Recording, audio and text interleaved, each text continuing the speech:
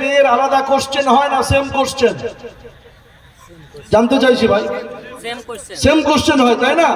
মেয়ে বলে পড়াশোনার সুযোগ কম, টিউশনিতে যাওয়ার সুযোগ কম, রাতে যেতে পারবে না, সুযোগ সুবিধা ভালো নেই, দিনকাল ভালো নয়, রাস্তাঘাটের পরিবেশ ভালো নয়, মেয়েদেরকে গাইড করতে হয় বেশি, মেয়েদেরকে নিয়ে আপনার বাবাকে মাকে পরিশ্রম করতে হয় বেশি, চিন্তা করতে হয় বেশি, পথে কোথায় রাস্তায় দুর্ঘটনা কি ঘটবে জানি না।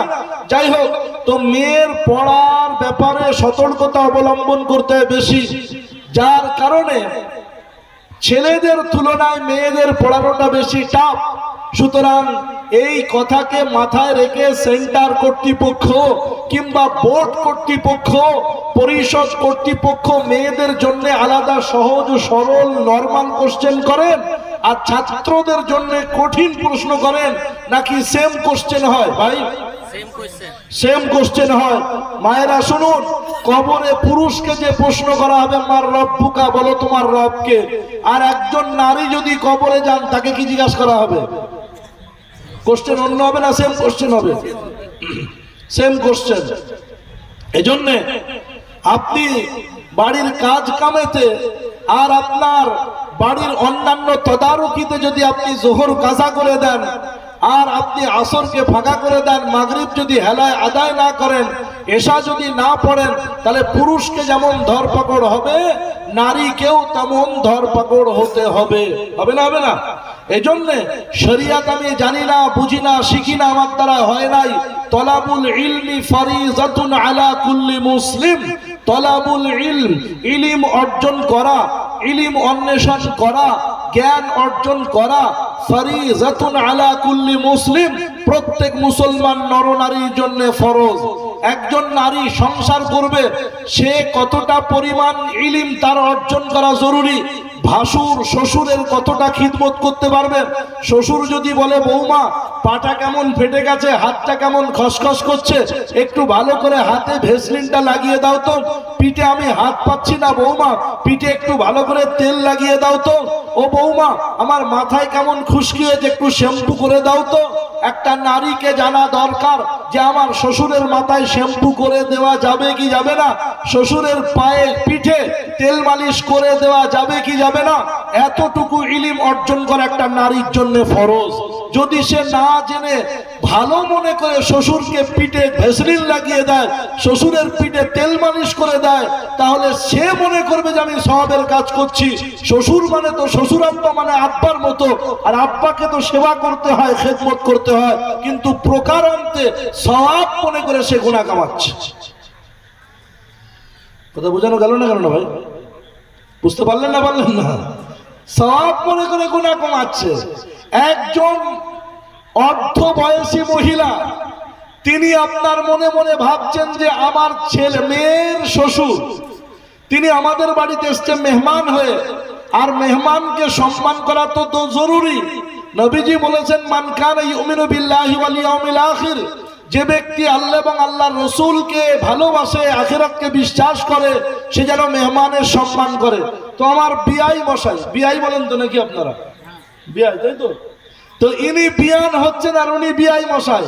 তো বিয়ান যদি মনে করে সবাই খেয়ে দিয়ে ঘুমিয়ে গেছে রাত 10:30, 10:30টার পরে বিআই মশাইকে একটা সোফা দিয়ে কিংবা একটা চেয়ার দিয়ে বিআইকে বসিয়েছে, আর ঠিক 2.5 ফুট দূরত্বে নিজে বসেছে, একটা মুখে পান ভরে দিয়ে পান চিবাতে চিবাতে রসালো শাসালো গল্প চলছে, আর বিআইও বেশ জমিয়ে মুচকে মুচকে হেসে গল্প করছে। বিয়ান যদি মনে করে যে আমি যদি বিআই মশাইয়ের সঙ্গে গল্প না করি আর এই রাত্রে যদি কথাবার্তা না বলি, তাহলে হয়তো আমার বিআই মশাই রাগ করবেন, আর রাগ করে বাড়ি গিয়ে হয়তো আমার মেয়ের উপরে কোনো টর্চারিং করবেন, আমার মেয়ের উপরে হয়তো ফিজিক্যালি কোনো অত্যাচার করবেন, আমার মেয়ের উপরে মেন্টালি আপনার হুকিং করবেন, সেন্টিমেন্টাল হুকিং করবেন, নানান কথা ভেবে ওই বিয়ান মশাই চুটিয়ে জমিয়ে জাকিয়ে আর রসালো শাসালো ভাসালো নানান রকম গল্প করছেন, আর উনি মনে করছেন এটা মেহমানের সম্মান হচ্ছে, এটা হাদিস কোরআনের উপরে আমল হচ্ছে, কিন্তু প্রকারান্তে দুজনের নামায় আমলে গোনা জমছে। কথা বোঝানো গেল না? গেল না? তাহলে এতটুকু ইলিম জানা প্রত্যেক মায়ের জন্য কি ফরজ। প্রিয় হাজিরিন, স্বামীর বন্ধু এসেছেন, স্বামী তার হাতে দিয়ে টাকা পাঠিয়েছেন, তাকে কাছে বসি, হ্যাঁ গো তিনি কেমন আছে, তিনি সুস্থ আছেন, নানান গল্প তার কাছে করছেন, আর তাকে ভালো করে তজ করে যত্ন করে খাতির করে দুধের চা বানিয়ে আর আপনার দামি বিস্কুট দিয়ে তাকে আপ্যায়ন করছেন, গল্প করছেন। একটা নারী সে মনে মনে করছেন যে আমার স্বামীর বন্ধু, যদি একটু খাতির না করি তো স্বামী নারাজ হবে, আর স্বামী নারাজ হলে আল্লাহ নারাজ হবে, আর আল্লাহ তাবারক তাআলা আমাকে আযাব দেবেন, গজব দেবেন। তাহলে গজবের ভয়ে সে স্বামীর বন্ধুকে পরিষেবা দিচ্ছে, গজবের ভয়ে, আযাবের ভয়ে, আল্লাহর অভিশাপের ভয়ে সে স্বামীর বন্ধুকে রেসপেক্ট করছে, সম্মান করছে, আর নানান রকম তার সঙ্গে গল্প করছে, মুখ খোলা, ফেস খোলা। সে মনে করছে আমি ভালো কাজ করছি, এতে আমার স্বামী খুশি হচ্ছে, আমার স্বামী আমাকে ভালো বলবে। কিন্তু প্রকারান্তে এটা সওয়াব হচ্ছে না গুনাহ হচ্ছে? গুনাহ হচ্ছে। তাহলে এইগুলো মেয়েদের জানা দরকার না দরকার নয়? তাহলে এইরকম নানান হাজারো মাসআলা আছে, এইগুলো জানা বেশি জরুরি না এক টাইমের খাবার খাওয়া বেশি জরুরি? কি বলছেন ভাই? হারুন রশিদকে কালকে পাবেন না, আর গতকাল হারুন রশিদ এখানে ছিল না, গতকাল ছিল আপনার হুগলি জেলায়। প্রিয় ভাই সকল, আগামী কালও থাকবে অন্য জেলায়, পরশু থাকবে মেদিনীপুর জেলায়। প্রিয় সুধী, সম্মানীয় উপস্থিতি আমার, তো আজকের আমি নিজের উপরে গর্ব গৌরবান্বিত হয়ে বলছি না, বরং আমি আমার দায়িত্ব নিয়ে বলছি। তাই যারাই আপনারা বসছেন ইনশাআল্লাহ শোনেন, নতুন কিছু তথ্য পাওয়া যাবে আলহামদুলিল্লাহ। তো একটা মেয়েকে বিয়ে করতে হয় চারটে জিনিস দেখে। পুরুষরা শোনেন ভাই, যাদের বিয়ে হয়ে গেছে ভালো, আর সেকেন্ড টাইম চেষ্টা করেন না, তাহলে কিন্তু খবর খারাপ হয়ে যাবে। অথচ একটা কথা বলে যায়, দায়িত্ব নিয়ে বলছি। সাহাবায়ে কেরামদের শুনছেন সবাই মন দিয়ে? সাহাবায়ে কেরামদের মধ্যে মাত্র কয়েকজন সাহাবার সিঙ্গেল বিবাহ ছিল। আবার বলছি, সাহাবায়ে কেরামদের মধ্যে মাত্র কয়েকজন সাহাবার সিঙ্গেল বিবাহ ছিল, বাকি সব সাহাবার ডুয়েল, ট্রিপল, কারো দুটো, কারো তিনটে, কারো চারটে পর্যন্ত বিবাহ ছিল। শুধু উপস্থিতি আমার, তো আমি যে কথা বলতে চাইছি দায়িত্ব নিয়ে, সেটা হচ্ছে এই, আজকের সমাজ বড় দূষণ হয়ে পড়েছে। মানুষ একজন স্ত্রীতে পরিতৃপ্ত নয়, একজন স্ত্রীকে সীমাবদ্ধ রাখছে, কিন্তু বহু নারীতে পরিতৃপ্ত হচ্ছে। অবৈধ সম্পর্ক বহু গোপনে গোপনে তলে তলে চালিয়ে যাচ্ছে। স্ত্রী তার স্বামীর প্রতি খুশি নয়, স্বামী তার স্ত্রীর প্রতি রাজি নয়। দুজনে দুজনকে আড়ালে রেখে একে অপরের সঙ্গে পরকীয়া প্রেমে এমন জড়িয়ে পড়ছে, যুবক যুবতী, তরুণ তরুণী, কিশোর কিশোরী, এরা তো দূরের কথা, বরং দীর্ঘদিন যে স্বামীর সঙ্গে সংসার করেছে, দীর্ঘদিন যে স্বামীর ঔরসে নিজের গর্ভে সন্তান জন্মদান করেছে, সেই স্বামীকে বৃদ্ধাঙ্গুষ্টি দেখিয়ে, সেই স্বামীকে বুড়ো আঙুল দেখিয়ে, কারোর প্রলোভনে ফোনে মিষ্টি মিষ্টি চিকনি চুপড়ি বাতে শুনকার অভিভাগ রही है। এমন পরিবেশ আছে না নাই? প্রিয় সুধী, সম্মানীয় উপস্থিতি আমার, তাই অত্যন্ত বিনয়ের সঙ্গে আপনাদেরকে বলছি যে নারীদেরকে বিবাহ করতে হয় চারটে জিনিস দেখে। নেপোলিয়ান বোনাপার্ট বলেছিলেন, give me good mother, I will give your good nation. তোমরা আমাকে ভালো মা দাও, আমি তোমাদেরকে ভালো জাতি দেব। গিভ মি গুড মাদার, ভালো মা দাও। নবীজি এই কথাটাই 1400 বছর পূর্বে আরবিতে বলে গিয়েছিলেন, আদ-দুনিয়া কুল্লুহা মাতা ওয়া খায়রু মাতা'id দুনিয়া আল মারআতুস সালিহা। পৃথিবী গোটাটাই সম্পদ সমারোহে পরিপূর্ণ, সর্বোৎকৃষ্ট সম্পদ হচ্ছে একজন সতী, একজন পাক সাফ নেক বিবি, একজন নেক নারী। এ হচ্ছে আপনার পৃথিবীর বেটার বেস্ট সম্পদ। সম্মানীয় সুধী, সুপ্রিয় উপস্থিতি, সুজুকি কোম্পানি থেকে, এই মারুতি কোম্পানি, সুজুকি কোম্পানি থেকে নানান গাড়ি বার হয়, তাই না ভাই? বিস্কুট কারখানা থেকে বিস্কুট বার হয়, কেক কোম্পানি থেকে কেক বার হয়, সব কিছুর কোম্পানি ফ্যাক্টরি থেকে প্রোডাক্ট বার হয়। পৃথিবীতে আপনি বলুন মানব তৈরির ফ্যাক্টরি, মানব তৈরির কারখানা, আর মানব তৈরির জন্য কোন রকম কোম্পানি আছে সেটা একটাই আছে, সেটা আল্লাহ তাবারক তাআলা নারী সম্প্রদায়ের পেটকে বানিয়েছে। তাই আমাকে আপনাকে ভাবতে হবে আল্লাহ রাব্বুল আলামিনের এই পৃথিবীতে আল্লাহ তাবারক তাআলা কি চমৎকার সুন্দর বানিয়েছেন। আপনারা একটু ঠান্ডা মাথায় ভেবে দেখুন, এই কুলিতে কিংবা কান্দিতে এখানে যদি কোনো একটা কোম্পানি থাকে, সেই কোম্পানি মনে করুন cake company, cake company, cake তৈরি হতে ময়দা লাগে, ঘি লাগে, ডিম লাগে, দুধের প্রয়োজন হয়, এমনি ভাবে আরো আপনার চিনি ইত্যাদির প্রয়োজন হয়। তো মনে করুন ময়দাটা যদি বামফ্রন্টের আমলের ময়দা হয়, আর যদি পশ্চিম বাংলার কংগ্রেসের আমলের যদি চিনি হয়, আর ড্রেনের যদি পানি হয়, আর দুর্গন্ধযুক্ত যদি ঘি হয়, সেই ঘিয়েতে যদি কেক বানানো হয়, ওটা স্বাস্থ্যসম্মত রুচিসম্মত হবে না স্বাস্থ্যের পক্ষে ক্ষতিকর দুর্গন্ধ হবে? হবে না? আচ্ছা, সাপোজ ফর নেক্সট আইটেম দেখুন, যদি কারখানা বিদ্যুৎ মুক্ত হয়, কারখানাতে যদি লাইট না থাকে, ইলেকট্রিসিটি যদি না থাকে, বিদ্যুতিক কানেকশন যদি না থাকে, কারখানার ভিতরটা যদি অন্ধকার থাকে, তো সেই অন্ধকার কারখানাতে প্রোডাক্ট তৈরি সম্ভব না অসম্ভব?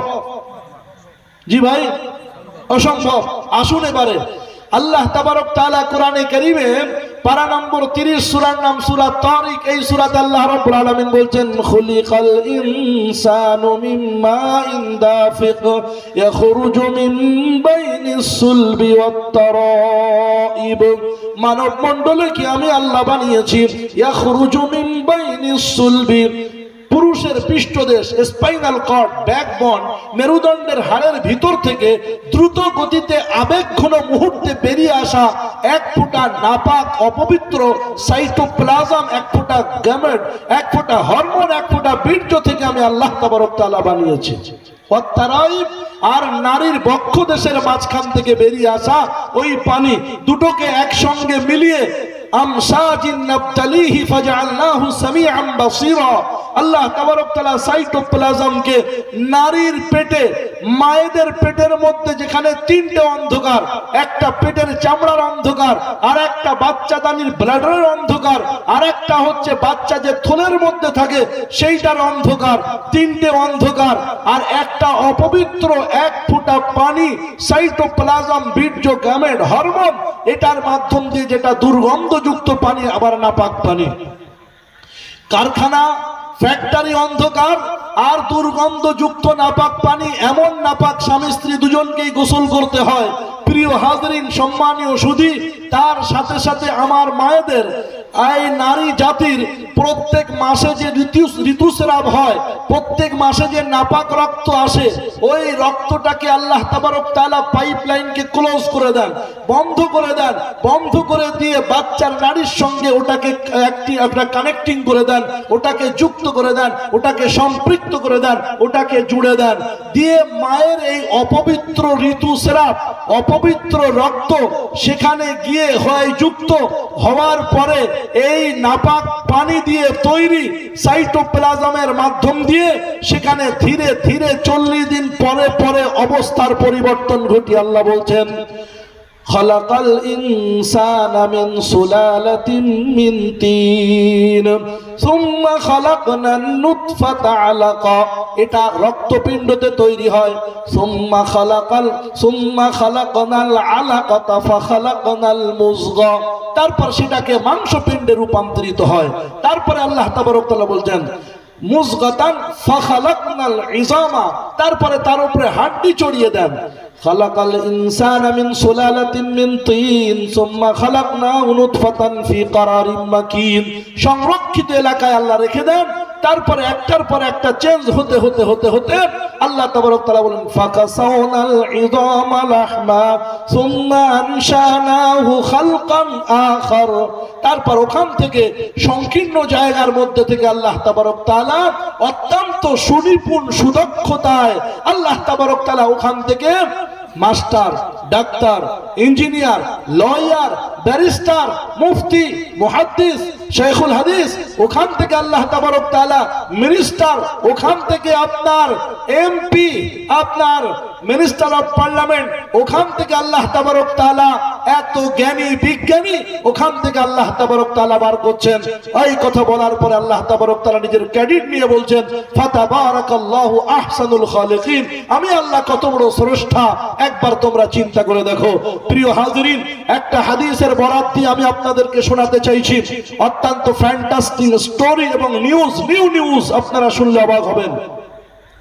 লন্ডনের একটা রিসার্চার কমিটি, গবেষণা যারা করেন সেই গবেষকের একটা পরিষদ, তারা একটা বিষয় নিয়ে গবেষণা করছেন যে আল্লাহর নবীর একটি হাদিস আছে, নবীজি বলেছেন, কুল্লু মাউলুদিন ইউলাদু আলাল ফিতরাহ, প্রত্যেকটা মানব শিশু ফিতরাতে ইসলামের উপরে জন্মগ্রহণ করে। ফাবাওয়ানি ইউহাফিদান, তার পিতামাতা তাকে ইহুদি বানিয়ে দেয়। আও ইউনাসসিরান, তার পিতামাতা তাকে নাসরানি খ্রিস্টান বানিয়ে দেয়। আও ইউমাজ্জিসান, তার পিতামাতা তাকে অগ্নি পূজারী বানিয়ে দেয়। তো প্রত্যেকটা মানব শিশু ইসলামের উপরে, ফিতরাতের উপরে জন্মগ্রহণ করে। এই হাদিসটাকে মিথ্যা প্রমাণিত করবার জন্য লন্ডনের একটা টিম, লন্ডনের একটা রিসার্চার গ্রুপ, তারা কি করেছেন, তারা একটা বড় অডিটোরিয়াম হল নিয়েছে, বিরাট লম্বা একটা হল, বুঝতে পেরেছেন? সেই হলটাতে প্লাইউড দিয়ে টুকরো টুকরো করে 10টা আপনার রুম করে দিয়েছে। 10টা রুমে, ভালো করে শোনেন, শুনছেন সবাই মন দিয়ে? কে কে শুনছেন না? সবাই শুনছেন? মাশাআল্লাহ। তো ভালো করে শোনেন যে 10টা রুমে আপনার এলসিডি লাগিয়ে দিয়েছে, প্রজেক্টরের মাধ্যমে প্রত্যেকটা পর্দায় একটা পিকচার পাঠাচ্ছে। পিকচারটা কি? যে নন সিজার নয়, নরমালি একটা মানব শিশু মায়ের পেট থেকে যেভাবে আসে, স্বাভাবিক, কোনো অসুবিধা নাই, কোনো আপনার রোগ বা কোনো উল্টো পাল্টা নয়, নরমাল তরিকায়, স্বাভাবিক সিস্টেমে, নরমাল সিস্টেমে মানব শিশু যেভাবে দুনিয়াতে আসে, সেইটা ওনারা কি করছেন, একটা মা ডেলিভারি হচ্ছে, একটা মা প্রসব করছেন, ওই সদ্যজাত সন্তানকে জন্ম দিচ্ছেন, তার প্রত্যেকটা আপনার ফুটেজ, প্রত্যেকটা ভিডিও ওখানে এই স্যাটেলাইটের মাধ্যমে এখানে এদের স্ক্রিনে পাঠানো হচ্ছে। আর এই 10টা রুমে পৃথিবীর একেবারে টেকনোলজি, যারা উচ্চাঙ্গের যারা টেকনোশিয়ান, যারা আপনার ঊর্ধ্বাঙ্গের এবং উচ্চাঙ্গের সায়েন্টিস্ট, যারা টেকনোলজিকে জানেন, যারা কম্পিউটার অপারেটর, এই রকম ব্যক্তিত্বকে এনেছেন। প্রথম হচ্ছে সৌদি থেকে একজন এনেছেন যিনি আরবি জানেন, ফ্রান্স থেকে একজন এনেছেন যিনি আপনার ফ্রান্সের ভাষা জানেন, এমনি ভাবে আপনার আমেরিকা থেকে একজনকে নিয়ে এসেছেন যিনি ইংরেজি ভাষা জানেন, এমনি ভাবে পর্তুগিজ থেকে একজনকে এনেছেন যিনি পর্তুগিজের ভাষা জানেন, এমনি ভাবে চীন থেকে চায়না বন্ধুকে নিয়ে এসেছেন, জাপান থেকে এক জাপানি জানা তাকে নিয়ে এসেছেন, জার্মানি থেকে একজন জার্মান থেকে জার্মানিকে নিয়ে এসেছেন। আর প্রত্যেকের আপনার স্ক্যানে, প্রত্যেকের ওই এলসিডিতে পিকচার পাঠাচ্ছেন।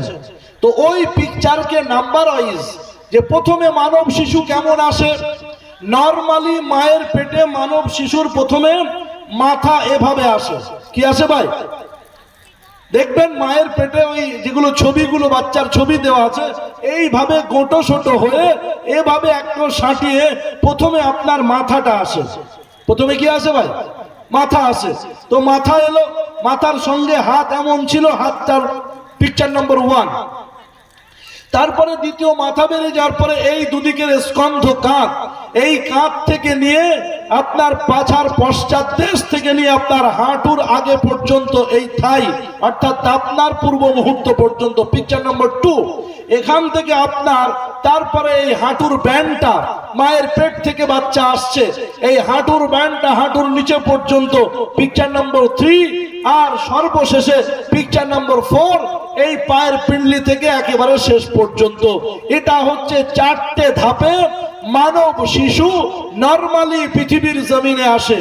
তো পিকচার নাম্বার 1 পাঠানো হয়েছে সবার স্ক্রিনে।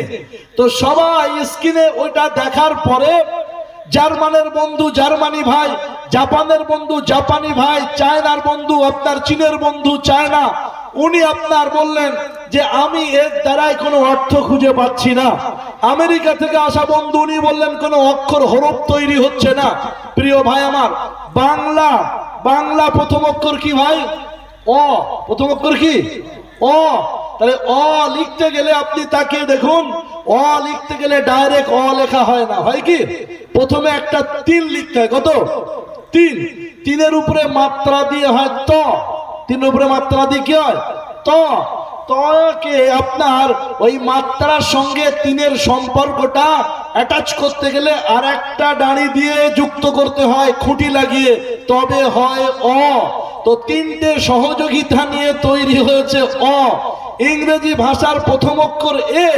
এ লিখতে গেলে একটা সরল রেখা আর তার পাশে যুক্ত করে আর একটা সরল রেখা, দুটো সরল রেখা দুদিকে চলে যাচ্ছিল, মাঝখানে একটা সরল রেখা দুজনকে সম্পর্ক জোড়ার জন্য দিতে হলো। প্রিয় ভাই, 3টে সহযোগিতা নিয়ে ইংরেজি ভাষার এ তৈরি হলো। আরবি ভাষার প্রথম অক্ষর কি ভাই? প্রথম হরফ কি? আলিফ। কোন সহযোগিতা আছে? কোনো সহযোগিতা নেই, একটা সরল রেখা দিয়ে তৈরি হলো আলিফ। তো এই স্ক্রিনে আপনার ছবিগুলো পিকচারগুলো পাঠানো হচ্ছে। চায়নার বন্ধু পারলেন না কোনো কিছু পিকচার দিয়ে অক্ষর বানাতে, ছবি বানাতে, কিন্তু সৌদি আরবের যিনি বন্ধু উনি কি করলেন? উনি পিকচারের সাহায্যে অক্ষর তৈরি করলেন। একটু আলিফ বা তা সা জিম হা খ এদের সঙ্গে সম্পর্ক আছে না নাই? চেনেন এদের? চেনেন? আরে আলিফ বা তা সা জিম হা কা চেনেন তো? কোথায় বাড়ি বলেন তো? খুলির আগে বাহাদুরপুরে, তাই তো? কোথায় বাড়ি? নাকি ফুটি সাগর? বাড়ি কোথায় এদের? ও চেনেন তাহলে মোটামুটি, তাই তো? প্রিয় ভাই আমার, সম্মানীয় সুধী সুপ্রিয় উপস্থিতি, আমার মায়েরা বুঝছেন কি জানি না, তবে মুর্শিদাবাদের মা শিক্ষিতা মা। মুর্শিদাবাদ জেলা এখন ডাক্তারদের জেলা, বলুন আলহামদুলিল্লাহ। কাদের জেলা? ডাক্তার জেলা। মুর্শিদাবাদ জেলাকে যারা লেবার মিস্ত্রির জেলা বলবো আমার কাছে পাঠিয়ে দেবেন, আমি প্রুফ দেবো। আমি বলে গেলাম হারুন রশিদ, কলকাতা থেকে, আমি সিটিতে বসবাস করি। কালকে যে ডাক্তারের কাছে আমার শ্বশুর আব্বাকে দেখাবো, 15 দিন পরে আপনার তার অ্যাপয়েন্টমেন্ট, তার আপনার এই দেখানোর সুযোগ পাওয়া যাচ্ছে 15 দিন পরে। সম্মানীয় শুধু তিনি আপনাদের মুর্শিদাবাদ জেলার মানুষ, মুর্শিদাবাদ জেলার ডক্টর। যাই হোক, তো মুর্শিদাবাদ জেলা এখন ডক্টরদের জেলা। আল্লাহ কবুল করুন আপনাদের মেহনত, আপনাদের পরিশ্রমকে। Anyhow come to the point, I am talking about it matter very seriously, so attention please. সম্মানীয় শুধু অ্যাটেনশন চাইছি, মন দিয়ে শোনেন। শুনছেন মন দিয়ে? এবারে দেখুন, আলিফ বা তা সা জিম হা খ করতে করতে শেষ পৃষ্ঠার দিকে মিম আছে না? মিম কি আছে? মিম। মিমের মাথাটা গোল করে একটু ছোট্ট করে ঝুলে এসেছে না? তো দেখেন, আমাদের মাথাটা নিয়ে আর এই গর্দান পর্যন্ত, এই মাথাটা হলো মিমের গোলাকৃতি, আর এই গর্দানটা যেটা নেমে এসেছে ওটা হচ্ছে মিমের সঙ্গে জুড়ে থাকা তার লেজটা। বুঝতে পেরেছেন? তাহলে প্রথম নম্বর পিকচার 1-এ উনি সাজালেন মিম। তারপরে দেখুন আলিফ বা তা সা জিম হা, জিমের পরে একটা অক্ষর আছে হা। এই হা যেটা আলহামদুর হা আছে, ওই হা ওখানে পড়তে হবে আলহামদুলিল্লাহ, all praise is due to Allah. আর কেউ যদি বলে আলহামদুলিল্লাহ, তার মানে সমস্ত আবর্জনা সব আল্লাহর জন্য। আমরা ওই বলি না, আলহামদুলিল্লাহ বলি, সব প্রশংসা কার জন্য? আল্লাহর জন্য। তো কেউ যদি বলে আলহামদুলিল্লাহ, মানে ইহদিনাতে যে হা আছে ওই হাটা যদি এখানে বলে ফেলে, তো অর্থ দাঁড়াবে সমস্ত নোংরা আবর্জনা, ডার্টি, সব কিছু নোংরা, সব কিছু খারাপ জিনিস সব আল্লাহর জন্য। নাউজুবিল্লাহ। বুঝে আসছে ভাই? ইন্না আতাইনাকাল কাউসার ফাসাল্লি লিরাব্বিকা ওয়ান, সবাই বলেন ওয়ান হার, বড় হা, হামদের যে হা, ওই হা। তো ওয়ান হার যদি কেউ না পড়ে, যদি ইহদিনাতে যে হা আছে ওই হা দিয়ে বলে ওয়ান হার, তো এর মানে হবে ইন্না আতাইনাকাল কাউসার, হে নবী আমি আপনাকে কাউসার নামক একটা পানির প্রস্রবণ দান করেছি, এই খুশিতে এই শুকরিয়াতে ফাসাল্লি লিরাব্বিকা, আপনি আপনার রবের জন্য নামাজ পড়ুন, ওয়ানহার, আর আপনি আপনার রবের জন্য কুরবানি করুন। আর যদি আমরা ছোট হা ইহদিনা দিয়ে পড়ি তো তার মানে হবে হে নবী আপনি আপনার রবের শুকরিয়াতে আপনি নামাজ পড়ুন, ওয়ানহার, আর আপনি আপনার রবকে গলা ধাক্কান দিয়ে বার করে দিন। নাউজুবিল্লাহ। গলা ধাক্কান বুঝুন তো, অর্ধচন্দ্র ভালো ভাষায় বলে তো, মানের অর্থের মধ্যে কত পার্থক্য হয়ে যাবে। সেজন্য আমি সবাইকে বিনয়ের সঙ্গে বলছি, আমরা ইনশাল্লাহ কোরআন বিশুদ্ধভাবে শেখার চেষ্টা করব। আসেন প্রিয় সুধী, যেটা বলছিলাম, তাহলে এই যে আমাদের দ্বিতীয় পিকচার, শুনে যান ভাই, দ্বিতীয় পিকচার যেটা এলো সেটা কোত্থেকে এলো বললাম, কাঁধ থেকে নিয়ে কতটা, পিঠ, কোমর, পাছা থেকে নিয়ে আপনার এই দাপনার শেষ প্রান্ত হাঁটুর আগে পর্যন্ত। তো এটা এভাবে আসছে।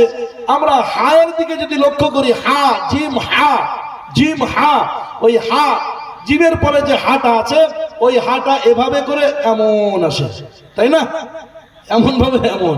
তাহলে দ্বিতীয় পিকচারে এই সৌদি আরবের বন্ধু উনি কি করলেন, দ্বিতীয় পিকচারে হা খুঁজে পেলেন, হা। তাহলে প্রথম পিকচার নম্বর 1, প্রথম নম্বর ছবিতে কি পাওয়া গেল, ও ভাই কি পাওয়া গেল, মিম। দ্বিতীয় নম্বর পিকচার নম্বর 2, দ্বিতীয় নম্বর পিকচারে কি পাওয়া গেল, হা। কি পাওয়া গেল, হা। এবারে দেখুন, এই যে হাঁটুর এখান থেকে নিয়ে আর এই ব্যান্ডটা, আর একটা মিমের মাথা তৈরি হচ্ছে, আর এখান থেকে সে মিমের পশ্চাৎ ভাগটা তৈরি হচ্ছে। তাহলে এটা হলো দ্বিতীয় আর একটা মিম, সেকেন্ড মিম। তাহলে পিকচার নম্বর 3 তে, থার্ড নম্বর পিকচারে কি পাওয়া গেল ভাই, কি পাওয়া গেল, মোবাইলের দিকে দেখছেন, আমার দিকে মন নেই আপনাকে, মিম পাওয়া গেল। তাহলে প্রথমে ছিল মিম, দ্বিতীয় পিকচারে পাওয়া গেল হা, তৃতীয় নম্বর পিকচারে পাওয়া গেল কি, আবার মিম। আর এখান থেকে নিয়ে এই পর্যন্ত এমন ভাবে যেটা আসছে, আমরা দাল লিখি, দাল, দাল লিখি না, আলিফ বা তা সা জিম হা খ, তারপর হচ্ছে দাল। তো এই দালটা এভাবে করে এমনই লিখতে হয়। তো এই 4 নম্বর পিকচার, এটা দালের আকৃতিতে হচ্ছে। কিসের আকৃতিতে, দালের আকৃতিতে হচ্ছে।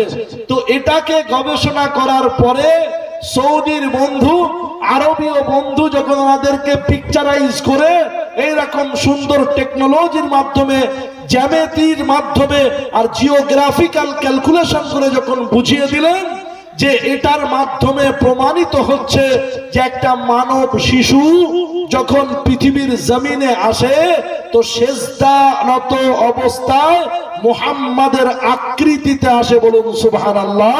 বুখারী শরীফের হাদিসে নবীজি বললেন, কুল্লু মাউলুদিন অথবা মা মিন মাউলুদিন ইউলাদু ইল্লা, একটা মানব শিশু মুহাম্মাদের আকৃতিতে আর ইসলামের ফিতরাতে, ইসলামের সত্তা নিয়ে, ইসলামের বৈশিষ্ট্য নিয়ে, জাতিগতভাবে সে ইসলাম নিয়ে জন্মগ্রহণ করে।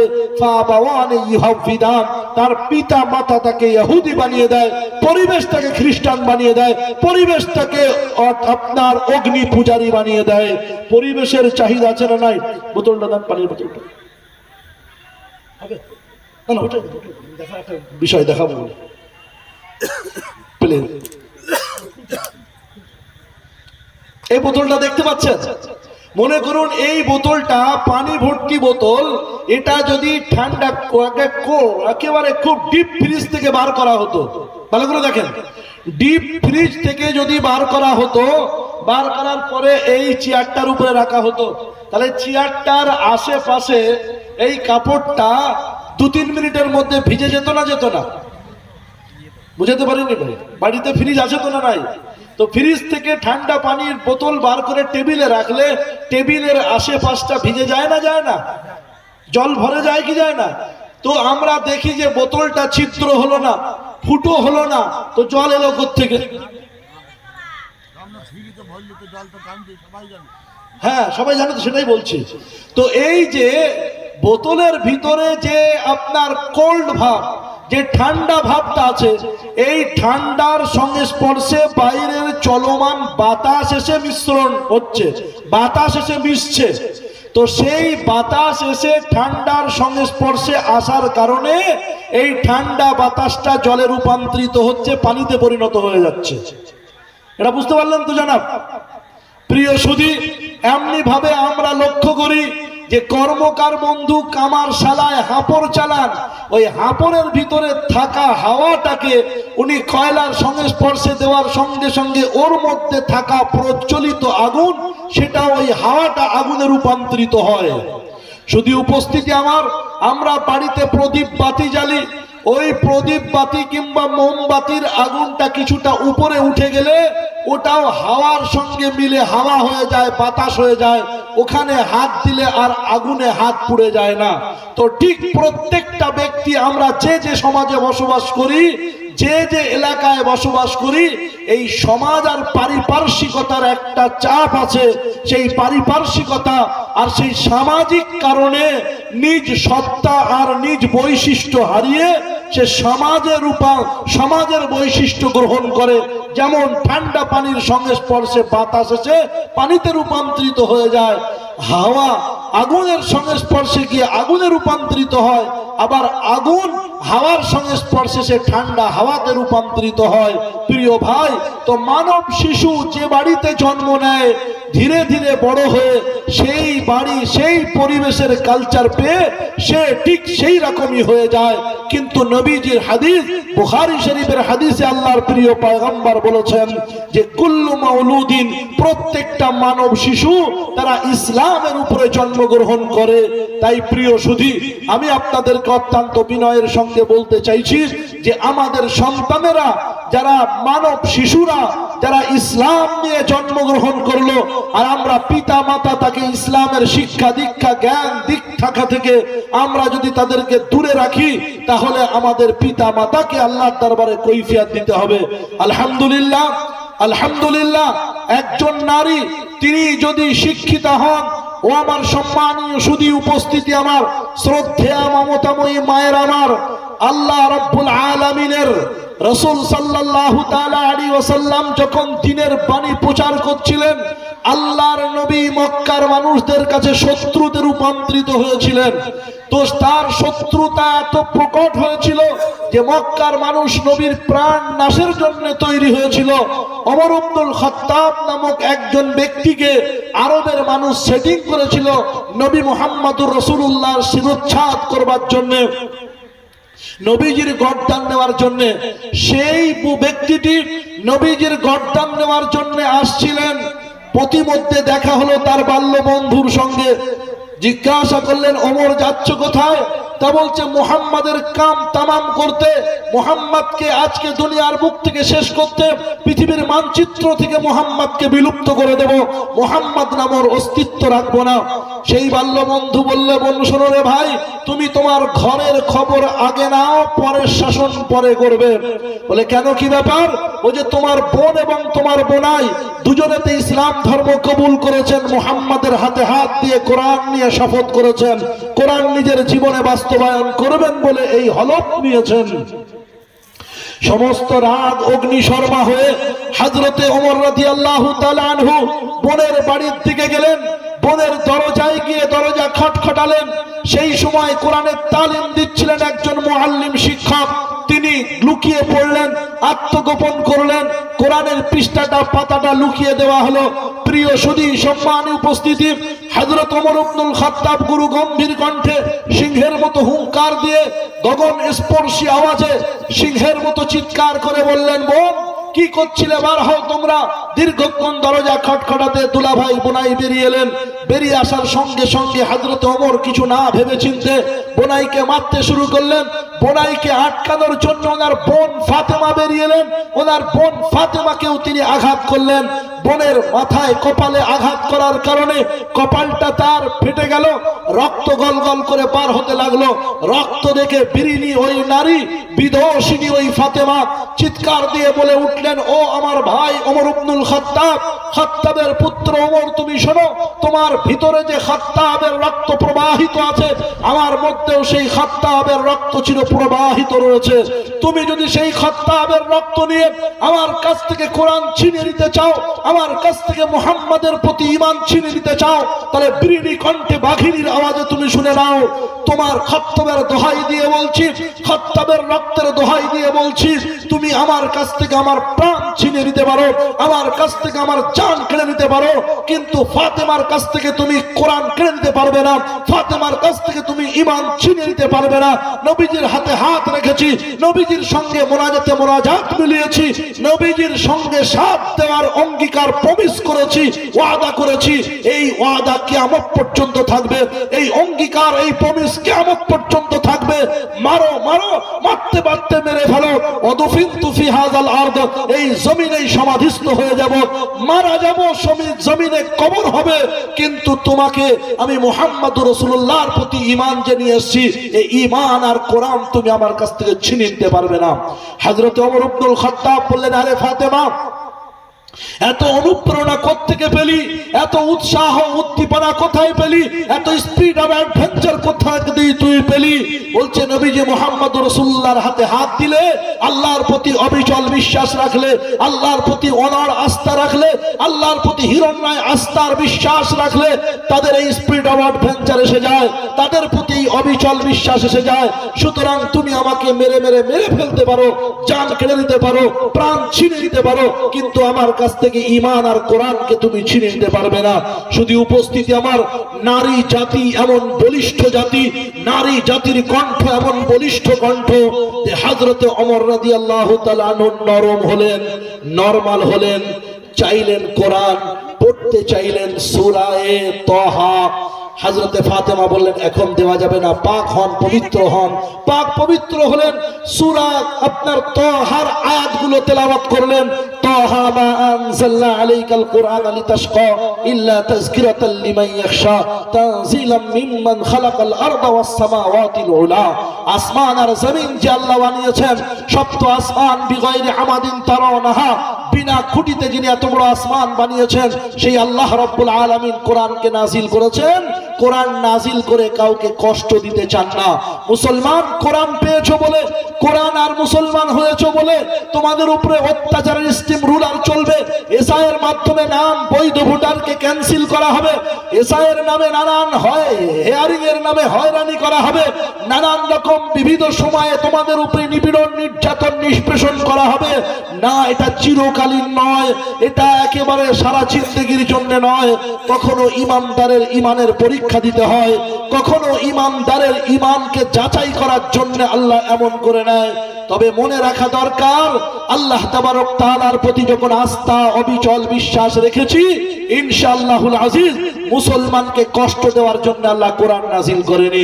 মা আনজালনা আলাইকাল কুরআন লিতাশকা, তোমরা কষ্ট পাবে তাই জন্য কোরআন নাজিল করেনি। প্রিয় ভাই, কোরআনকে বুকে রাখবো, ইনশাআল্লাহ সাময়িক কোনো বিপদ আপদ হলে, হয়তো ক্ষণিক কোনো মুসিবত আসতে পারে, কিন্তু চিরন্তন ঠিকানা জান্নাতের বাসস্থানের ব্যবস্থা করা, luxurious building, car parking plaza, সেখানে আলহামদুলিল্লাহ আমাদের জন্য অবস্থা, আমাদের জন্য অপেক্ষা করছে। শুধু উপস্থিতি আমার যে কথা বলছিলাম, একজন নারী বিরিনী কণ্ঠে তার বাঘিনীর মতো আওয়াজে, বিদোষিনী নারী, একজন ধর্মপ্রাণ নারী, তার কারণে হযরত ওমর ইবনুল খাত্তাবের মতো পাহাড় প্রায় পাষণ্ড প্রায় হৃদয় গলে গেল। তিনি কোরআন পড়লেন, তিনি কোরআন বুঝলেন, আর ঈমানের সওদা করবার জন্য আল্লাহর প্রিয় রাসূলের দরবারে হাজির হলেন। দারে আরকাম, নবীজি হযরতে আরকাম রাদিয়াল্লাহু তাআলা আনহুর বারান্দা ভাড়ায় নিয়ে মাদ্রাসা করেছিলেন। সেই মাদ্রাসার আঙিনাতে, সেই মাদ্রাসার বারান্দাতে, সেই মাদ্রাসার দাওয়াতে পৌঁছে গেলেন হযরতে ওমর ইবনুল খাত্তাব। সাহাবারা বললেন, ইয়া রাসূলুল্লাহ, ইয়া রাসূলুল্লাহ, ওমর ইবনুল খাত্তাবকে উন্মুক্ত তলবারি নিয়ে দেখতে পাওয়া যাচ্ছে। আল্লাহর নবী বললেন, আসতে দাও, উদ্দেশ্য খারাপ হলে ওর তলবারি নিয়ে ওর গর্দান কল্লা মুচড়ে দেওয়া হবে, ওর গড্ডানকে দেহ থেকে আলাদা করে দেওয়া হবে।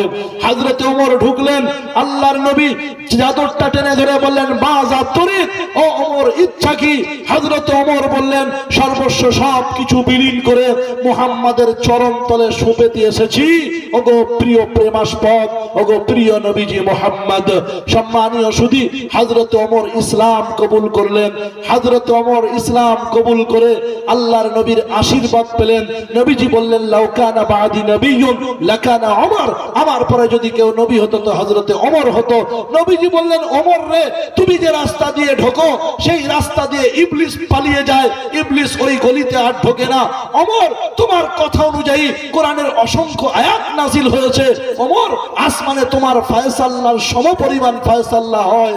সেই ওমর যার কারণে পরিবর্তন হয়েছিলেন, তিনি ছিলেন একজন নারী। তিনি ছিলেন হযরত ওমর রাদিয়াল্লাহু তাআলার বোন, তার নাম ছিল ফাতেমা। তাই নারী জাতি যদি আপনার সক্রিয় হয়, give me good mother, I will give your good nation.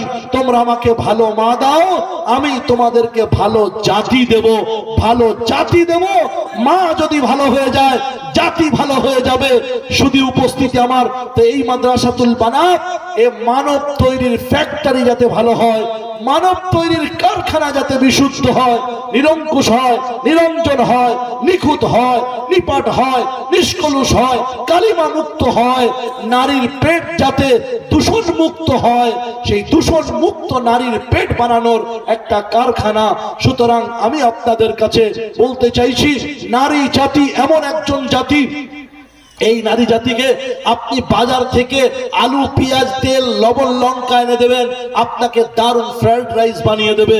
এই নারী জাতিকে বাজার থেকে আপনি লবণ, লঙ্কা, গোশত ইত্যাদি আনিয়ে দেবেন, এই নারী জাতি আপনাকে চমৎকার বিরিয়ানি বানিয়ে আপনার সামনে হাজির করে দেবে। এই নারী জাতিকে একটা ঘর বানিয়ে দেবেন, এ আপনাকে সুন্দর করে সাজিয়ে গুছিয়ে আপনাকে একটা সংসার উপহার দেবে। এই নারী জাতি এমন একটা জাতি, এই নারী জাতির মাঝে আপনি আপনার এক ফোঁটা অপবিত্র নাপাক সাইটোপ্লাজম দেবেন, এ আপনাকে ফুটফুটে গোলাপের মতো চাঁদ সন্তান একটা উপহার দেবে। এই নারী জাতি এমন একটা জাতি, হযরতে আব্দুল কাদের জিলানী, মাহবুবে সুবহানী, কুতুবে রব্বানী, খাজা আব্দুল কাদের জিলানী মাত্র 6 কিংবা 7 কিংবা 9 বছর বয়স হবে। মা বলে দিচ্ছেন, বাবা আব্দুল কাদের, যাও বিদেশে পড়াশোনা করতে, রাস্তায় শত্রু দলের আক্রমণ হতে পারে, তোমার ভিতরে কিছু পয়সা লুকিয়ে দিই। 40টা আশরাফিয়া বগলের নিচে আস্তিনের ভিতরে কাপড় আপনার ডবল করে সেলাই করে দিয়ে পকেটটা প্যাকিং করে দিলেন, পকেট আছে বাইরে থেকে কেউ বুঝতে পারবে না। ওখানে 40টা আশরাফিয়া সেই সময়ের চলমান শিক্ষা, বাজারে প্রবাহমান চলমান শিক্ষা লুকিয়ে দিলেন। মা যাওয়ার সময় বিদায় দিলেন, ফি আমানিল্লাহ, আমি তোমাকে আল্লাহর হাওলা করলাম, বিসমিল্লাহি তাওয়াক্কালতু আলাল্লাহ বলে আল্লাহর উপরে ভরসা করে আব্দুল কাদের জিলানী, মাহবুবে সুবহানী, কুতুবে রব্বানী ইলম অর্জন করার জন্য জ্ঞান অন্বেষণের উদ্দেশ্যে বার হলেন। প্রতিমধ্যে দস্যু দলের আক্রমণ, আপনার ছিনতাইকারীর কবলে পড়লেন। সমস্ত কাফেলা দলের লোক থেকে লুণ্ঠন করে মালপত্র তারা নিয়ে নিল। ছোট্ট শিশু বালক আব্দুল কাদেরকে জিজ্ঞাসা করলো, আয় বেটা, তোর কাছে কি আছে বল, কিছু আছে নাকি? তা বলছে, হ্যাঁ আছে। দুই দিকের পকেট চেকিং হলো, চারিদিকে দেখছে দস্যু দলের লোকেরা। বলছে, তোর কাছে তো কিছু নাই? বলছে, হ্যাঁ আমার কাছে আছে। বলছে, কোথায় আছে? বলছে, এই দেখো। বগলটা উঁচু করে আস্তিনের ভিতরে মায়ের লুকিয়ে দেওয়া ওই আশরাফিয়া গুলো দেখিয়ে দিল। আপনার ওনাকে ধরে ডাকাত দলের লোকজনেরা তাদের দলপতি, তাদের নরপতি, তাদের লিডারের কাছে, সৈয়দ সরদারের কাছে নিয়ে গেল। যাওয়ার পরে বলছেন, দেখুন স্যার, এই ছোট্ট একটি অল্প বয়সের বা শিশুটি, এই অল্প বয়সের ছেলেটি আমাদের কাছে এই গোপন তথ্য বলে দিয়েছে, মিথ্যা কথা বলল না, সত্য বলল। ডাকাত দলের নেতা যিনি ছিলেন, ডাকাত দলের সরদার যিনি ছিলেন, তিনি জিজ্ঞাসা করলেন, বাবুরে, তুমি এই সত্য কথা বললে, ব্যাপারটা কি তুমি বলো? আব্দুল কাদের জিলানী, মাহবুবে সুবহানী, কুতুবে রব্বানী উনি বললেন, শুনুন, আমার আম্মা আমাকে বিদায়কালে, আমার মা আমাকে আলবেদা বলার সময়, আমার মা আমাকে সিয়াফ করার সময় যখন বিদায় দিচ্ছিলেন, সিয়াফ করছিলেন, আমাকে বিদেশের মাটিতে পাঠিয়ে দিচ্ছিলেন, সেই সময় আমার মা আমাকে নসিহত করলেন আর বললেন, বাবা আব্দুল কাদের, মিথ্যা বলবে না, মিথ্যার আশ্রয় নেবে না, সত্য ছাড়া মিথ্যা কখনো তোমার মুখ মুখ থেকে যেন না বার হয়। আমি আমার সেই মায়ের কথা শুনে ওনারা যখন জিজ্ঞাসা করলেন যে তোমার কাছে পয়সা কোথায়, তুমি তো বলছো আছে, আমি বললাম দেখুন এইখানে আছে, আমার মা সেলাই করে দিয়েছে। সম্মানীয় সুধী, ডাকাত দলের লোকজনের চোখে পানি এসে গেল।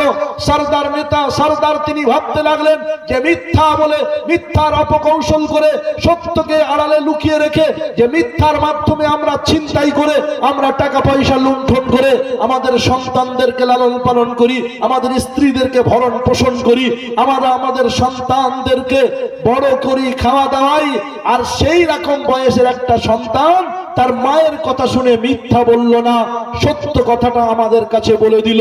অনুতপ্ত হলো ডাকাত দলের সরদার, হাত বাড়াতে বললেন উবসুতিয়া দাকা ইয়া সাবি, ওগো বাচ্চা তোমার হাতটা বাড়াও। হাতটা বাড়ালেন, শিশু বাচ্চার কোমল হাতে হাত দিয়ে তওবা করলেন, খাঁটি ইস্তেগফার করলেন। খাঁটি ইস্তেগফার করে ডাকাত দলের সরদার সহ সকলেই আপনার আল্লাহওয়ালা মুত্তাকি পরহেজগার হলেন। অন্ধকার জীবনকে পরিহার করে আলোর পথে এলেন। নরকের পথকে লাথ মেরে দূরে সরে ঘৃণা ভরে প্রত্যাখ্যান করে স্বর্গের পথে পাড়ি দিলেন। এটা কার পিছনে ইঙ্গিত ছিল? এটা যার ইঙ্গিত পিছনে ছিল তিনি ছিলেন একজন মা, তিনি ছিলেন একজন নারী।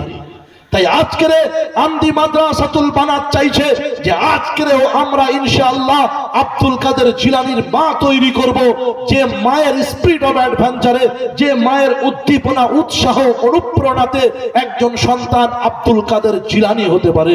প্রিয় সুধী, ইমামে বুখারী রাহিমাহুল্লাহুল বারী 6 বছর বয়সে হাফিজে কোরআন হয়ে গিয়েছিলেন। কোরআনের হাফিজ হওয়ার পরে 6 বছর বয়সে তিনি চোখে অন্ধ হয়ে গিয়েছিলেন, আর চোখে দেখতে পেতেন না। ইমামে বুখারী রাহমাতুল্লাহ আলাইহির আম্মা ছিলেন একজন তাহাজ্জুদ গুজার আল্লাহ ওয়ালি নারী। তিনি আল্লাহর কাছে দোয়া করলেন, ওগো আল্লাহ, আমার সন্তান, ওর বাবা নাই, ও এতিম বাচ্চা, আমার স্বামী মারা গিয়েছে, আমার স্বামী নাই, ও সন্তান হারা আমার বাবা, আমার সন্তান ও বাবা হারা। নাম ওর আবু আব্দুল্লাহ মুহাম্মদ বিন ইসমাইল বিন ইব্রাহিম বিন মুগীরা আল বারদিসবাত আল জুফি আল ইয়ামানি আল বুখারী। ওগো আল্লাহ, আমার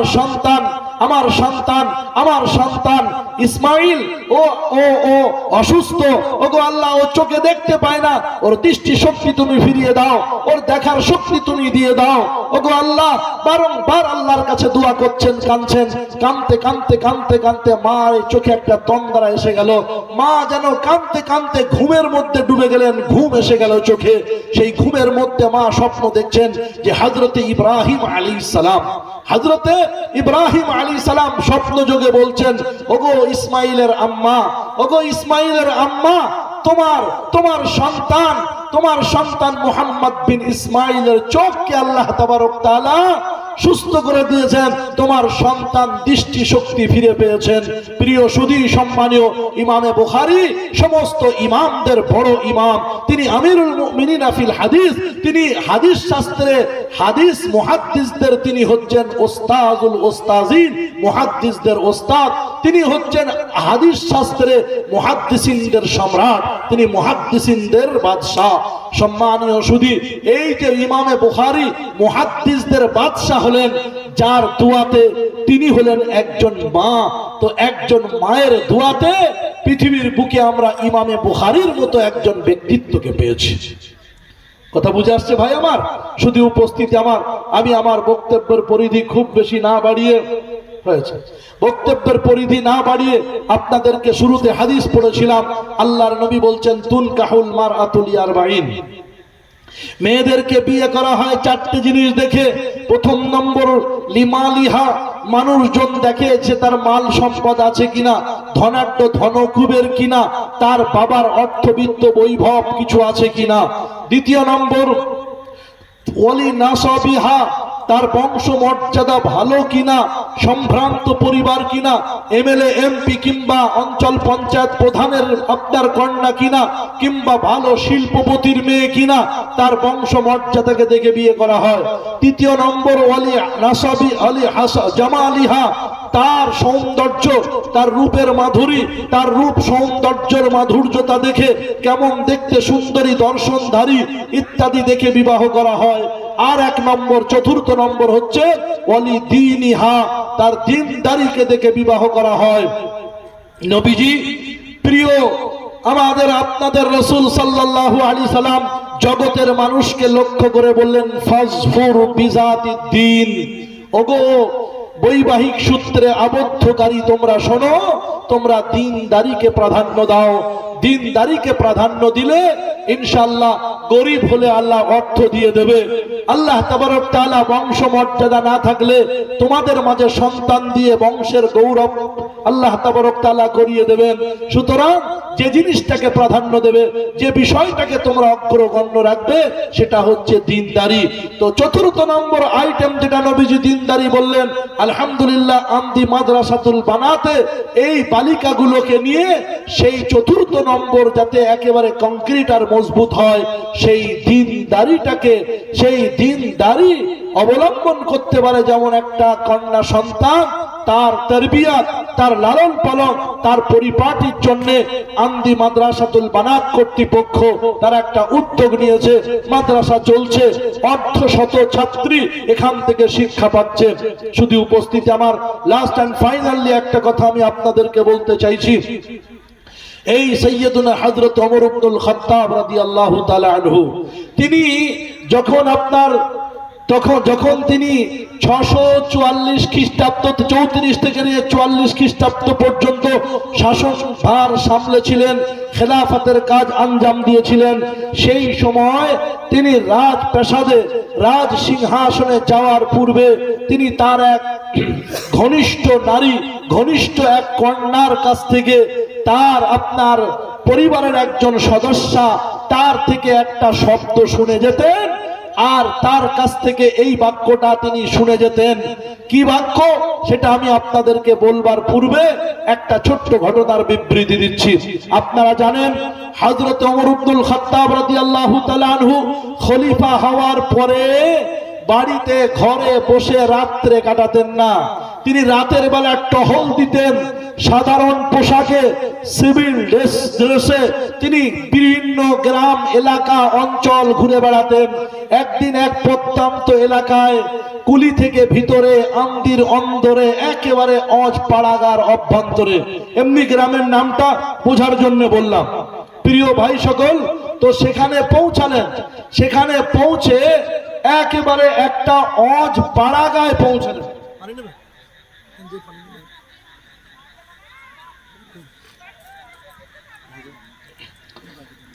তো আপনার এক অজ পাড়াগায় পৌঁছালেন।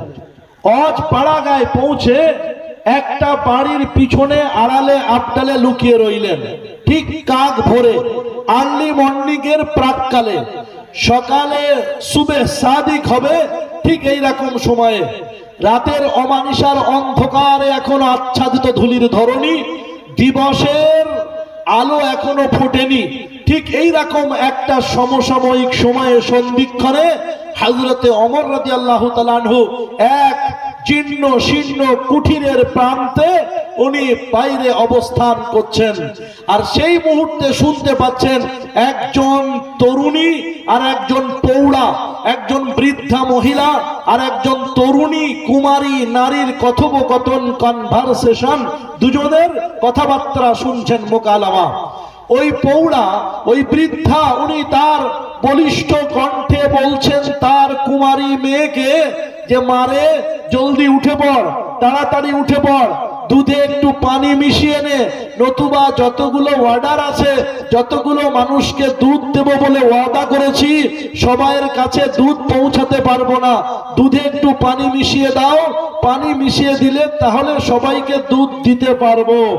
তখন সেই কুমারী নারী, সেই যুবতী নারী, তার পক্ষ থেকে আসছে শব্দ যে, আম্মাজি, হযরতে ওমর ইবনুল খাত্তাব আমাদের খলিফা, তিনি দেশের প্রেসিডেন্ট, তিনি দেশের বাদশাহ, তিনি ইসলামী সম্প্রদায়ের, তিনি হচ্ছেন নেতা, আমিরুল মুমিনিন খলিফাতুল মুসলিমিন ওমর ইবনুল খাত্তাবের পক্ষ থেকে এই বিধান জারি করা হয়েছে যে দুধে পানি মেশানো হারাম, এজন্য দুধে পানি মিশিয়ে বিক্রি করলে গুনাহ হবে, আর গুনাহ হবে, এটা পাপ কাজ, এটা আমি করতে পারবো না। তখন সেই প্রৌঢ়া বৃদ্ধা বলছে, আরে তুমি রেখে দাও, তোমার ওমর কি এখানে আসছে? তোমার ওমর কি এখানে ঘুরে বেড়াচ্ছে? তোমার ওমরের লোকজন কি জানতে পারছে রাতের গভীর অন্ধকারে আঁধারের বুক চিরে এখানে কেউ আসবে না আমাদের ঘরে, তাই দ্রুত দুধে পানি মিশিয়ে নাও, কোনো অসুবিধা হবে না। তখন সেই কুমারী মেয়েটা বলেছিল, আম্মাজি ওমর না দেখতে পারে, ওমরের লোকজন না হয় এখানে নাই বাসতে পারে, কিন্তু আমার তোমার সকলের খালিক ওমরের রব যিনি, সেই আল্লাহ রাব্বুল আলামিন তিনি দেখতে পাবেন, তিনি বুঝতে পারবেন, তিনি জানতে পারবেন। তার চোখের আড়াল করা যাবে না, তাকে গোপন করা যাবে না, তার আবডালে অন্তরালে আড়ালে কিছু করা যাবে না। সুতরাং সেই রবকে ভয় করে, সেই প্রতিপালক আল্লাহকে ভয় করে আমি এই দুধে পানি মেশাতে পারবো না। হযরত ওমর রাদিয়াল্লাহু তাআলা আনহু বাড়িটিকে মার্ক করলেন, নিশানা দিয়ে এলেন, চিহ্ন দিয়ে এলেন, ঘরে চলে এলেন। রাজসভাতে এসে রাজ দরবারে বসে একজন বডিগার্ড বা তার কর্মী সহযোগীকে বললেন, যাও অমুক গ্রামে অমুক পাড়াতে একেবারে ওই প্রান্তে একটা ছিন্ন শীর্ণ পোড়ো বাড়ি আছে, সেই বাড়িতে মনে হয় সম্ভবত একজন পৌড়া বৃদ্ধা আর একজন কুমারী নারীর কথাবার্তা শুনছিলাম, তো মনে হয় দুইজন আছে, আরো ফ্যামিলি মেম্বার কেউ থাকলে, পরিবারের সদস্য কেউ থাকলে তাহলে তাদের সবাইকে নিয়ে আসো রাজ দরবারে। হযরত ওমর ইবনুল খাত্তাব রাদিয়াল্লাহু তাআলা আনহুর দূত তার পক্ষ থেকে গিয়ে সেখানে পৌঁছালেন, গিয়ে দেখলেন ওই বাড়িতে কেবলমাত্র একজন পৌড়া বৃদ্ধা বসবাস করেন আর তার মেয়ে কুমারী মেয়ে বসবাস করেন। হযরত ওমর ইবনুল খাত্তাব রাদিয়াল্লাহু তাআলা আনহুর পক্ষ থেকে ওনাদেরকে শুনিয়ে দিলেন যে আমিরুল মুমিনিন খলিফাতুল মুসলিমিন আপনাদেরকে ডেকে পাঠিয়েছেন, আপনারা একবার আমিরুল মুমিনিন খলিফাতুল মুসলিমিনের দরবারে আসুন। বুড়ি তো কেঁপে কম্পমান, একেবারে ভয়ে থরথর করতে করতে দুজনে মিলে চলে গেলেন ওমর রাদিয়াল্লাহু তাআলা আনহুর দরবারে। আল্লাহর নবীর সাহাবী হযরতে খলিফা সানি ওমর ইবনুল খাত্তাব রাদিয়াল্লাহু তাআলা আনহু ওই বৃদ্ধা মহিলাকে বললেন, বোন একটা আরজি আপনার কাছে রাখছি। বলে কি আরজি? বলে রাতের বেলা এই রকম কোনো কথাবার্তা আপনাদের মধ্যে হচ্ছিল? তা বলছে হ্যাঁ। বুড়িমা তো আরো একেবারে ভয়ে জড়সড় হয়ে গেলেন। উনি বললেন, জাহাপানা আমাদেরকে ক্ষমা করে দিন, আল্লাহর রাস্তায় মাফ করে দিন, এমন পাপ প্রবণতা থেকে আমরা তওবা করছি, এই রকম পাপ আর কখনো করব না। হযরত ওমর ইবনুল খাত্তাব রাদিয়াল্লাহু তাআলা আনহু বললেন যে দেখেন, আপনাকে মাফ চাওয়া ক্ষমা চাওয়ার জন্য এখানে ডাকেনি, excuse me I am sorry বলার জন্য এখানে ডাকেনি। আমি যে উদ্দেশ্যে আপনাকে ডেকেছি তা হচ্ছে এই, আমার বাড়িতে একজন বিবাহের যোগ্য পাত্র আছে, আমার খানদানে একজন বিবাহের যোগ্য পাত্র আছে, তো সেই আমার খানদানের বিবাহযোগ্য পাত্রের যথাযথ যোগ্য পাত্রী হিসাবে আমি আপনার এই কুমারী মেয়েটাকে মনে করছি, তো আপনি কি আপনার কুমারী মেয়েটাকে আমার খানদানের ওই বিবাহের যোগ্য পাত্রের সঙ্গে বিয়ে দেবেন? তখন বুড়িমা নত শিরে সুবোধ বালিকার মতো বললেন যে আপনি যদি এ কথা বলেন তা আবার পারমিশন নেওয়ার কি আছে? আপনি তো আমিরুল মুমিনিন খলিফাতুল মুসলিমিন, মুসলমানদের লিডার আপনি। যাই হোক, সম্মানীয় সুধী সুপ্রিয় উপস্থিতি আমার, তাদের মাঝে বৈবাহিক সূত্রে সম্পর্ক হয়ে গেল। হযরত ওমর ইবনুল খাত্তাব রাদিয়াল্লাহু তাআলা আনহুর খানদানের সঙ্গে তাদের সম্পর্ক হয়ে গেল। তার গর্ভে তাদের আপনার নসলে আল্লাহ তাবারক তাআলা একজন খলিফায়ে খামিস, পঞ্চম খলিফা নামে যাকে অভিহিত করা হয়, তিনি, তার নাম হচ্ছে ওমর ইবনে আব্দুল আজিজ রাহমাতুল্লাহ আলাইহি। তিনি কি করেছিলেন? বাঘ বকরিকে একই ঘাটে পানি পান করিয়েছিলেন, ইসলামী শাসনতন্ত্র কায়েম করেছিলেন, আর তিনি জান্নাতের সার্টিফিকেট নিয়ে দুনিয়ার বুক থেকে দাফন আর সমাধিস্থ হয়েছিলেন। প্রিয় সুধী সম্মানীয় উপস্থিতি, এই রকম একজন কন্যা সন্তান তৈরির জন্য যিনি নেক হবেন, সৎ হবেন, যিনি আপনার সতী হবেন, এই রকম একটা নেক নারী তৈরির জন্য আমদি মাদ্রাসাতুল বানাত অক্লান্ত পরিশ্রম করে চলেছেন। আমি আপনাদের কাছে বক্তব্যের শেষ প্রান্তে এসে দৌড় গোড়ায় জবনিকার কাছে এসে বলতে চাইছি, শুধু উপস্থিতি আমার, আমরা আমদি এই মাদ্রাসাতুল বানাতের উপরে লক্ষ্য রাখবো। আমাদের ভাগ্নি, আমাদের ভাতিজি, আমাদের আত্মীয় স্বজনদের মধ্যে যারা পড়াশোনার বয়স আছে যাদের, তাদেরকে ইনশাআল্লাহ মাদ্রাসায় আমরা দাখিলা করিয়ে দেব। আমি শুনলাম 50 জনের মতো ছাত্র ছাত্রী কম বেশি কিছু আছে। আমি বললাম তানজিমুল বানাত যেটা আপনার বোর্ড আছে ওয়েস্ট বেঙ্গল বোর্ড, ওই বোর্ডের সঙ্গে যুক্ত হবেন। 100 সংখ্যা পুরে গেলে আমার সঙ্গে কন্ট্যাক্ট করবেন। আমার মসজিদে একটা ফান্ডিং ব্যবস্থা আছে, যাকাত ফিতরা ফান্ডিং। যারা 100 ছাত্র ছাত্রী হয় তারা সেখানে অ্যাপ্লিকেশন করতে পারে। পশ্চিমবাংলা মাদ্রাসা আপনার রাবেতায়ে মাদারিস ছেলেদের মাদ্রাসা হলে, অথবা বিফাকুল মাদারিস এর যুক্ত থাকলে, অথবা তানজিমুল বানাত লেডিস কোন সংস্থান থাকলে, 100-র ঊর্ধ্বে ছাত্রী হলে আমাদের সঙ্গে যোগাযোগ করলে আমরা তাদের কিছু ফান্ডিং দেব ইনশাআল্লাহ। হুজুরের সঙ্গে বলছিলাম, যিনি আমাকে নাস্তা করাচ্ছিলেন হালকা ফুলকা, তো আমি বললাম ইনশাআল্লাহ চেষ্টা রাখেন আরো ছাত্রী সংখ্যা বাড়ুক। তাই আমি আপনাদের কাছে বলছি, আপনারা সবাই আন্তরিক দোয়া, রমজানুল মোবারকের আপনাদের যাকাত ফিতরা ওশর ইত্যাদি দিয়ে এই দ্বীনি প্রতিষ্ঠানকে, এই বালিকা মাদ্রাসাকে, মাদ্রাসাতুল বানাতকে আপনারা সক্রিয় করবেন। আল্লাহ রাব্বুল আলামিন আপনাদের দানকে, আপনাদের কষ্টার্জিত অর্থ সম্পদকে আল্লাহ কবুল করুন। এ কথা বলে আমি আপনাদের সকলকে আন্তরিক অভিবাদন, উষ্ণ অভ্যর্থনা, সাদর সম্ভাষণ জানাচ্ছি। সাথে সাথে আমি আপনাদেরকে থ্যাঙ্কস ওয়েলকাম করছি যে আন্দি গ্রামের মানুষেরা 1000, 2000, 5000, 10000, 20000, 15000 পর্যন্ত টাকা আপনারা এতে আর্থিক সহায়তা দিয়েছেন, ফিনান্সিয়াল ইকোনমিক হেল্প আপনারা করেছেন। আল্লাহ রাব্বুল আলামিন আপনাদের দানকে কবুল করুন। সকলের জন্য দোয়া হবে, যাদের খাওয়া দাওয়া হয়ে গেছে তারাও দোয়ায় শরীক হতে পারেন ইনশাআল্লাহ। আল্লাহ তাবারক তাআলা আজকের মজমাকে কবুল করুন। আমিন। ওয়া আখিরু দাওয়ানা আনিল হামদুলিল্লাহি রাব্বিল আলামিন।